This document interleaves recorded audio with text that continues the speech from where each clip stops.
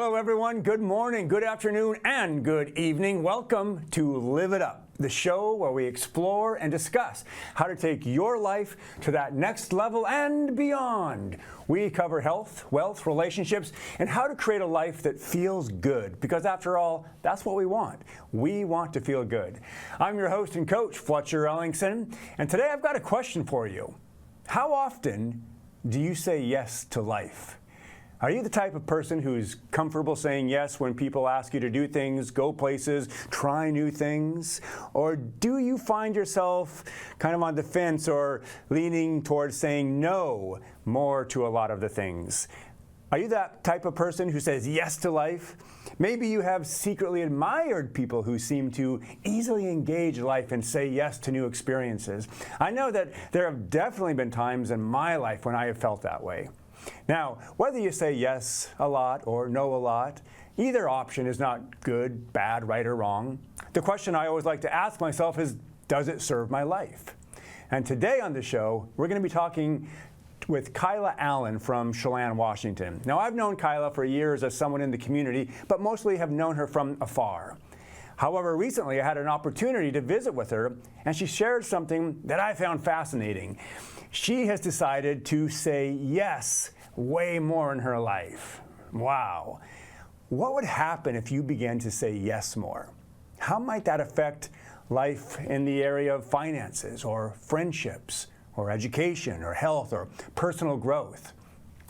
Does that prospect seem exciting or scary or daunting? Well, we're going to ask her all of that and more when we sit down with her in just a couple minutes.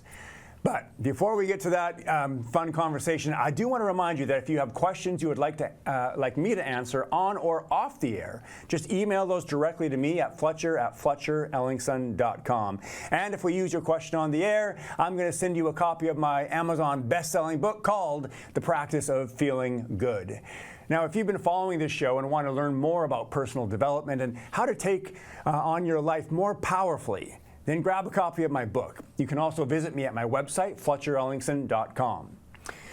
Before we get to our interview, I do want to just pause for a moment, and I want to acknowledge that there's a lot of uncertainty in our world right now. There's a lot of tension. There are wars and protests and accusations and trials and debates and inflation and division. There's a lot of uncertainty. And that level of uncertainty tends to set people on edge and bring out behaviors that typically don't serve those around us very well.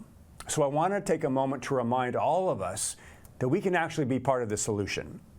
And the fastest and easiest way to do that is to simply be kind. The way I define kindness is friendliness, generosity, consideration, and the willingness to offer assistance without the need for praise or acknowledgement. You see, kindness highlights people's strengths instead of reminding them of their weaknesses. It unites people instead of dividing people. And it heals and fosters well-being instead of injuring. And you got to admit, it feels good to give it, to receive it, and to be around it. Kindness is powerful. All right, hey, we're going to take a quick commercial break, and then we're going to be right back to visit with Kyla Allen as we talk about saying yes. Stay with us.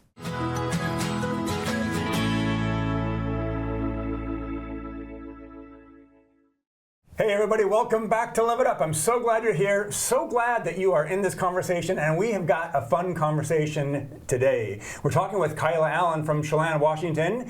Good morning. Good morning. Thanks for being here. Thank you. Thanks for having me. Yeah. Hey, before we get into this cool thing you're doing, we always start off with wins. So give me a win or two. What's going well in your life? Gosh, well, when you ask me that question, I immediately go to what are big wins, like I lost 20 pounds or I got a promotion at work, but neither of those things have happened. So, daily life has so many wins in it. So just thinking about that, I can think of a couple little wins that just make up a great day. So this morning, my husband and I got up and went for a walk. We talk about doing that all the time, and it doesn't happen very often, so that was a big win for this morning. Right on. Yeah, and Another small win is last night we had a great dinner that we had halibut that our brother-in-law got in Alaska last week. Nice. So, and we're trying to eat really healthy and local as much as possible. He got it in Alaska, and then we also had broccoli that we grew ourselves with help from our friends. But I planted the seeds, and they didn't do anything, and then they sprouted, and then fast forward to last night, it was on our plate, which was just really rewarding. So it is learning rewarding, how to isn't garden, it? yeah. Yeah. Well, those are great wins, and what I appreciate about that is, like you said, sometimes when we think of wins, we think of like these. They have to be big. Yeah. And we lose sight of all these little wins that are happening during the day. That if we bring attention to them, they really feel good. Yes. Right. And then that determines the quality of our day. Yeah. So, those little wins add up to big wins over time. Exactly. Yeah. So right on. All right. Well, I'm looking forward to this conversation. So a couple weeks ago, I was out on Lake Chelan, and there was a boat full of friends, and I was on a paddle board chilling, and I see Kyla Allen. She's swimming over across the lake over to this boat, right?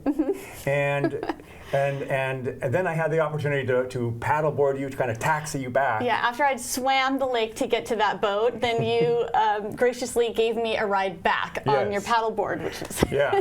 And we got a chance to talk, and you shared that you're doing this cool challenge. What's the challenge you're doing?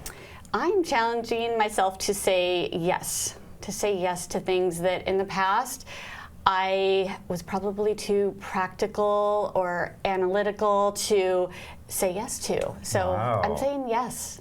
Yeah, oh gosh, I have so many questions around this. You also read a book. I know you started the practice before the book, but what was the book that also helped kind of light a fire under you? Yeah, I just recently read the book called The Year of Yes by Shonda Rhimes. She is a very popular writer for TV shows. She created and wrote Grey's Anatomy, How to Get Away with Murder. There's another one. Scandal. She's also recently written Bridgerton. She's moved over to Netflix, but she is, she's very busy, very successful woman, and in her book she writes about the fact that she had all these amazing invitations to festivals and events, and she would tell her friends and family about them, like, isn't it cool I was invited to do this? And her sister made the comment one day that was, yeah, but you never say yes. And that really struck her. And she realized, I don't say yes. And so she challenged herself to say yes for a year. And I'm sure she continues to do it. But as I was reading that, it was a great book. I highly recommend it. Very motivational and entertaining. But I thought, that's what I've been doing, and I'm going to keep it up. I haven't really thought a whole lot about the fact that that's what I'm doing, but I am. Yeah. I'm curious, what kind of struck you at some point? There must have been a moment where you kind of made this decision, like, I want to start saying yes to things. Tell me about that moment. Well, it all started about a year ago, just over a year ago, with the Taylor Swift Eras Tour. Actually. Really? Yeah. So I love Taylor Swift. Yes, I'm a 50-plus-year-old woman who loves Taylor Swift, and when her Eras Tour was first announced about a year and a half ago, I thought, I would love to go to that, but I don't have a daughter, I don't have a sister to go with, and I was asking around with my friends, and they were all going with their sisters and daughters, and then I thought, well, I'm just going to kind of inject myself into someone else's plans, and so I did that. I reached out to a couple people and said, hey, are you going? Anyway, I found out how much the tickets were, and at that time, I think they were about $300, and I thought, no way, I'm not paying that to go to a concert. I don't need to go to that. And fast forward to when Taylor Swift came to Seattle, I started seeing on Facebook all the people who had gone to the concert, and I was so sad that I didn't go. And it seemed silly, but I was really sad. And I thought, dang it, why didn't I make this happen? Like, why am I feeling so regretful over something as simple as a concert that I wanted to go to? And I was talking to a friend about that, and I said, I just regret that I didn't make it happen. I mean, these are easy things in life, to go to a concert. Yeah. And she said, well, why don't you just go? And I'll go with you. And I said, well, you already went with your daughter. And she said, I'll still go again. And I said, well, yeah, but she's leaving the U.S. tour now. She's going to be in other countries. And I had all these excuses. And she said, I'll go with you. Pick a place. So I said, really?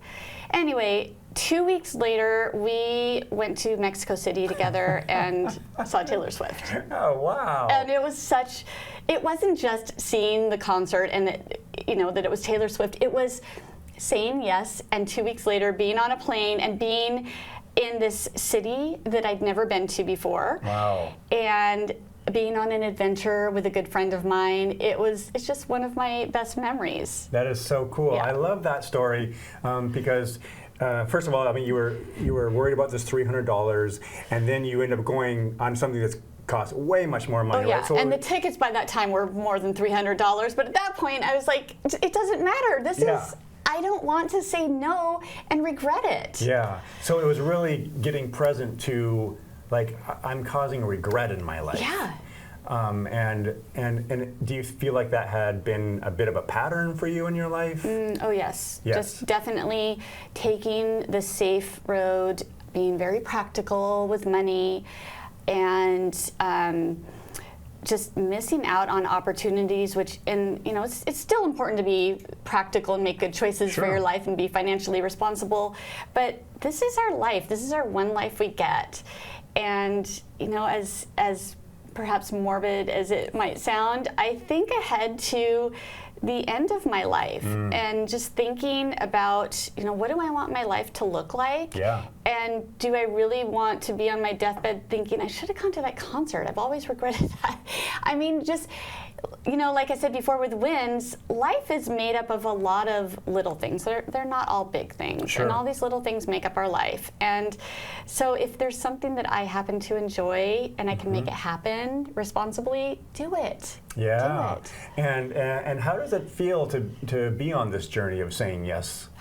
It's getting easier to say yes. And I sometimes when you say yes, it's for something that's a challenge where you might fail. It might not go very well. Yeah. And there might be some regret because it didn't go very well. But there's still that pride of, I tried it. I tried it, and maybe I loved it and I'm going to do more of it, or maybe I found out that wasn't quite for me. I love that attitude. We have to take a quick break here, and I wish we had more time, but we're going to come back with a second segment, and then we're going to get into some more questions about this because I have a lot of questions. Stay with us. We'll be right back.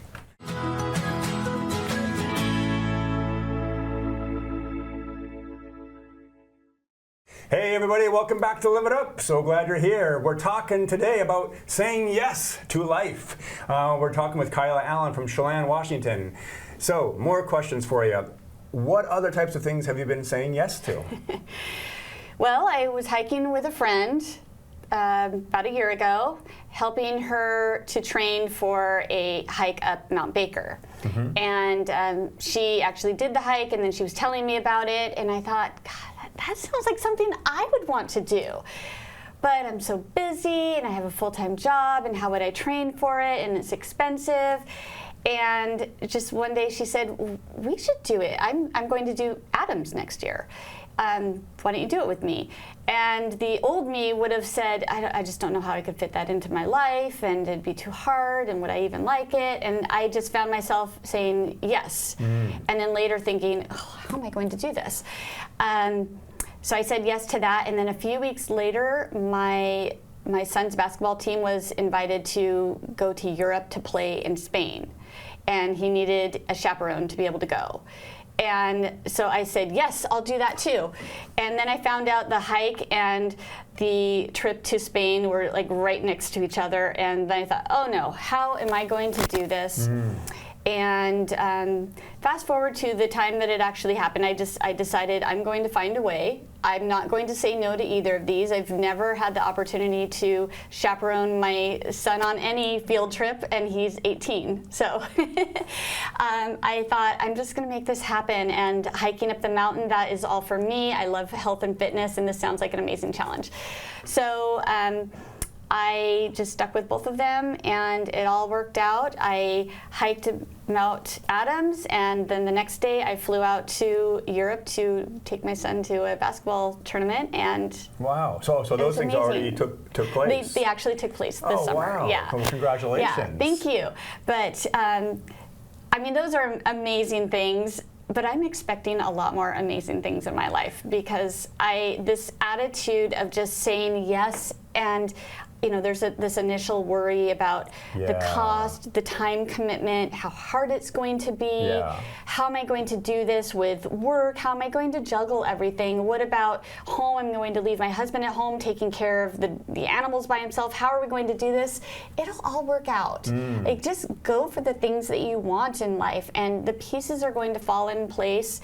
And for me personally, it's just stop being so practical. Just figure it out. This is amazing. Since you decided to say yes to life, you flew to Mexico City, where you'd never been. You went to Taylor Swift concert. You climbed a mountain. You went to Europe and with your son.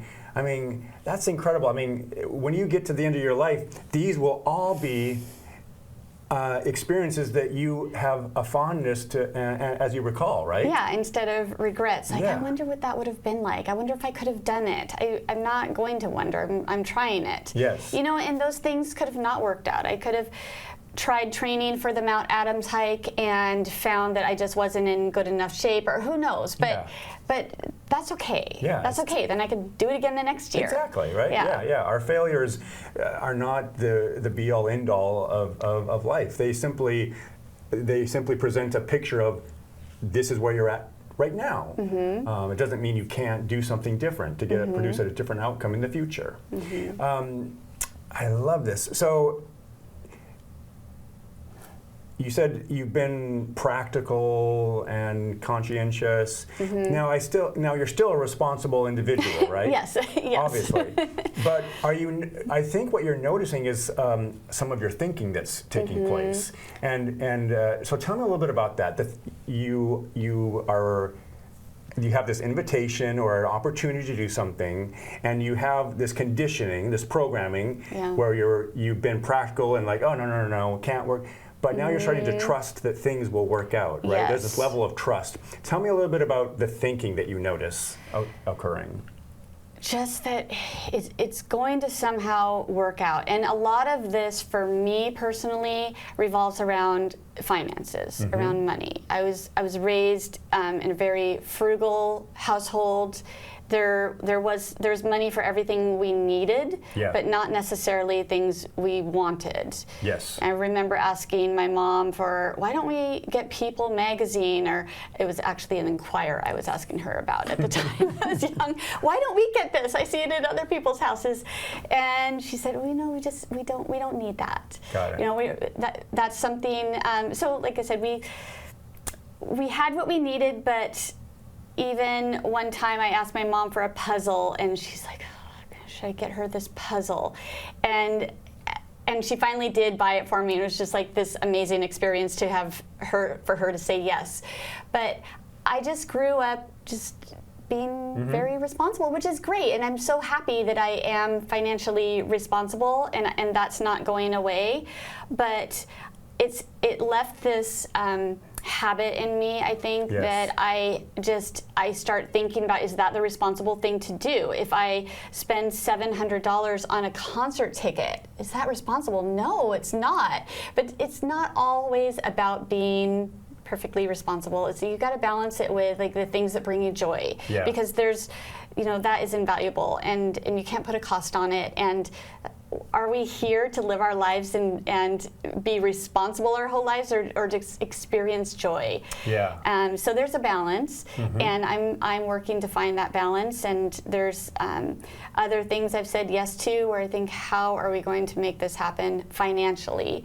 And that's the hardest thing for me, is to trust that we're going to be okay. Yeah. And it will work out. And it's amazing how many times you just set your sights on something, you have a vision for it, and you're not really sure how it's all going to come together, and then it's amazing how the world works when it's like manifesting, I guess. You know, you just set your mind on something, and it just, things start coming together, and people start coming into your life. And you know, that's one of the things that doesn't have a financial value, is relationships and people and friendships. And through the things that I've been saying yes to, I have met so many people and gained new friendships that I value more than any amount that could ever be in my bank account. Wow, that is wonderful. Yeah. Yeah, you know, what you're saying here is really priceless.